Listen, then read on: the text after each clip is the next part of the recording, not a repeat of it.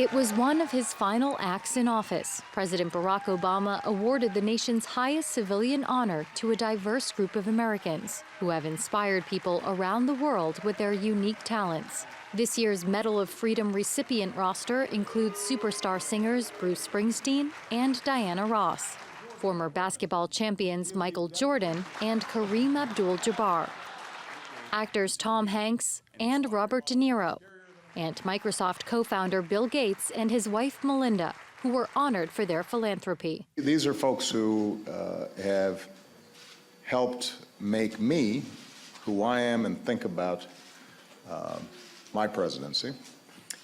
And what also makes it special is this is America.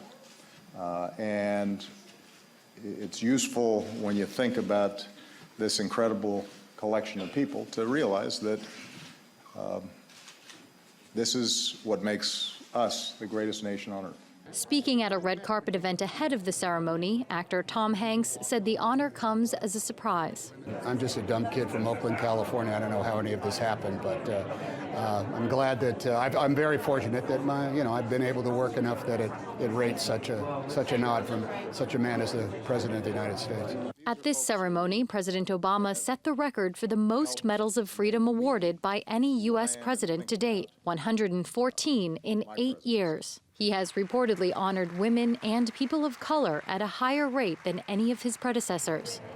A number of the famous figures present have been quite vocal about their distaste for America's president-elect, Donald Trump, including Abdul-Jabbar, who is one of the most recognizable Muslim Americans in the country.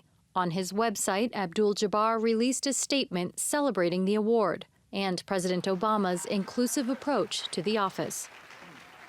Well, as President Obama's time in the White House comes to an end, he says he didn't mind spending an entire afternoon celebrating Americans who are making an impact.